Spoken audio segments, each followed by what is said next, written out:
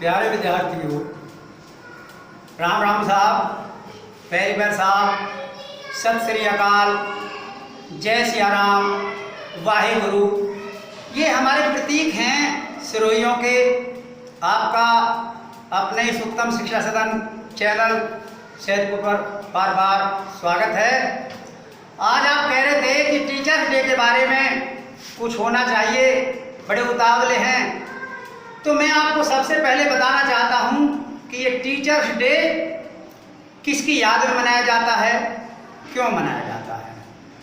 देखिए, हमारे सबसे प्रथम उपराष्ट्रपति बने थे डॉक्टर सर्वपल्ली राधाकृष्णन। याद रखेंगे, डॉक्टर सर्वपल्ली राधाकृष्णन। और फिर वो भारत के दूसरे राष्ट्रपति बने थे डॉक्टर सर्वपल्ली राधाकृष्णन। तो इनका जन्म 5 सितंबर को हुआ था और इनका पहला जो ये टीचर्स डे के रूप में जन्मदिन मनाया गया वो 1962 को मनाया गया था। इनके गांव का नाम सर्वपल्ली है, तो इन्होंने सर्वपल्ली नहीं छोड़ा, अपने गांव को नहीं छोड़ा, अपने गांव को सबसे पहले लगा दिया, डॉक्टर सर्वपल्ली राधाकृष्णन। ये पेशेवर, इनका पेशा शिक्षा था, ये पेशे से शिक्षक थे और इन्होंने बनारस हिंदू विश्वविद्यालय में कुलपति का भी पद ग्रहण किया है। ये राजदूत भी बने हैं और राजदूत बनकर के जब स्टालिन इनसे मिलना नहीं चाहते थे, एक बार उन्होंने मिलने की कोशिश की, तो जब स्टालिन इनसे मिले तो इन्होंने एक अपने देश की घटना बताई और कहा कि हमारे यहाँ एक राजा बहुत बड़ा अत्याचारी था, जिसने प्रजा पर अधिकार करने के लिए बहुत बड़े अत्याचार किए और खून बहाया और प्रगति भी की। लेकिन उसको जब ये मालूम हुआ कि जो है इस अत्याचार से कोई लाभ होने वाला नहीं है, तो फिर वो मतलब अहिंसा का पुजारी बन गया। हिंसा से उसको घृणा हो गई, आप भी क्यों ऐसा नहीं करते हैं स्टालिन, आप भी ऐसे बन जाइए। तो फिर वो स्टालिन पर इस बात का बहुत गहरा प्रभाव पड़ा और उन्होंने फिर इस बात का विरोध भी नहीं किया। तो ये सर्वपल्ली राधाकृष्णन, डॉक्टर सर्वपल्ली राधाकृष्णन जो थे, अपनी बात बेबाक कहते थे और बिल्कुल हिचकिचाते नहीं थे। इनका शिक्षा से विशेष लगाव था कि शिक्षा, देखिए क्यों शिक्षा जरूरी है। आज सब जानते हैं कि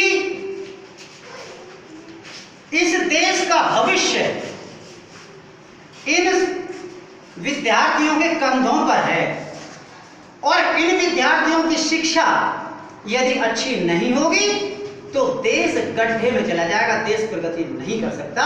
इसलिए वो ये कहते हैं कि विद्यार्थियों को शिक्षा में इतनी उच्च शिक्षा प्राप्त होनी चाहिए कि वो अपने आप को एक दार्शनिक के रूप में देख सकें, एक वैज्ञानिक के रूप में देख सकें और देश का भार अपने कंधों पर संभालने के लिए तैयार हो जाएं। तो विद्यार्थियों के लिए उन्होंने शिक्षा पर विशेष महत्व दिया है कि शिक्षा के बगैर कुछ नहीं हो सकता।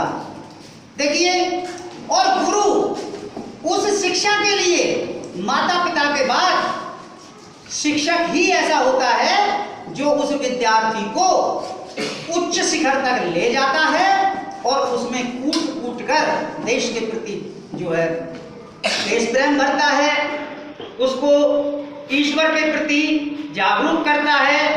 यहीं से हमारी शिक्षा प्रारंभ होती है। आप याद रखिएगा, यदि विद्यार्थी किसी भी देश के शिक्षा अच्छी ग्रहण नहीं करेंगे तो देश प्रगति नहीं कर सकता। इसलिए उन्होंने अपने जन्मदिन को इस शिक्षक के रूप में मनाने के लिए प्रेरित किया कि मेरा जो जन्मदिन है वो शिक्षक दिवस के रूप में मनाया। तो डॉक्टर सर्वपल्ली राधाकृष्णन उनसे आपको प्रेरणा लेनी चाहिए।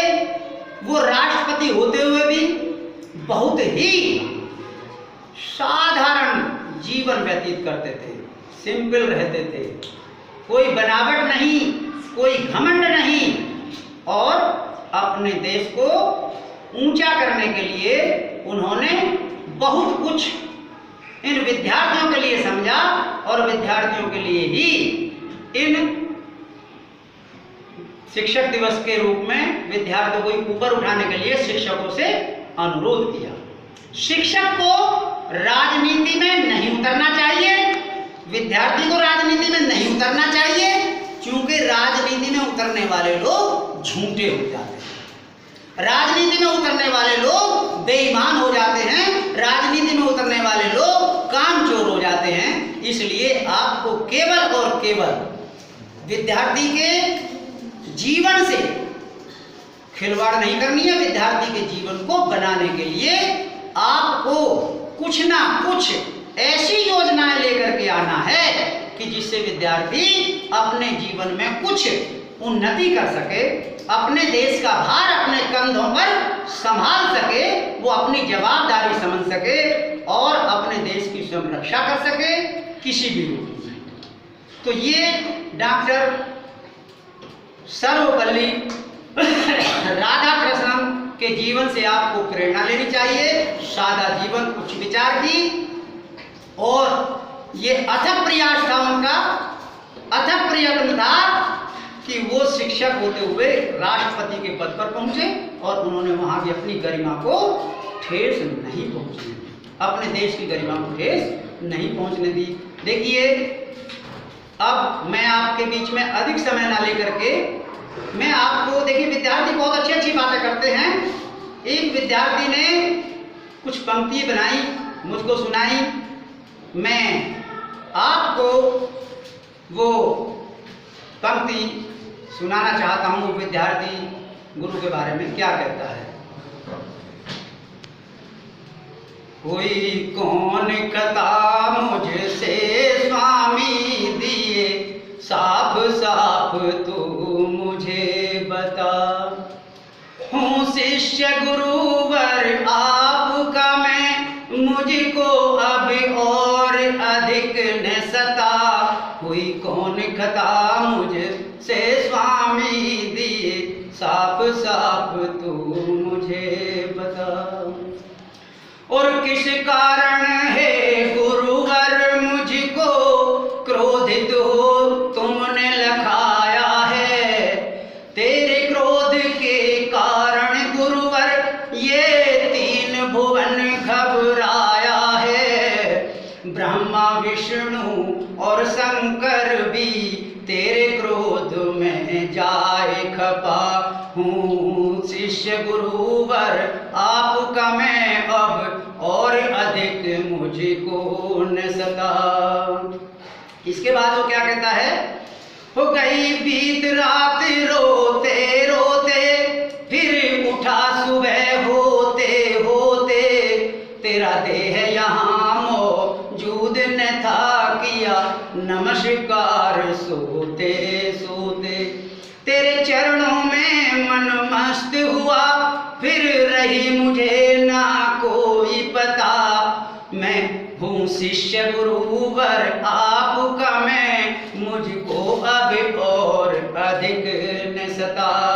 हूँ शिष्य गुरुवर आपका मैं, अब और अधिक मुझको न सता। जब हाथ में हाथ थाम लिया, क्यों रास्ते में धोखा देते। मत निबल समझ झटका मारो, क्यों गैरों को मौका देते। तेरे चरण में मेरे प्रमाण बने, मैंने स्वामी तुमको दिया जता। हूँ शिष्य गुरुवर आपका मैं, मुझको अब और अधिक न सता। कोई कौन खता मुझसे स्वामी।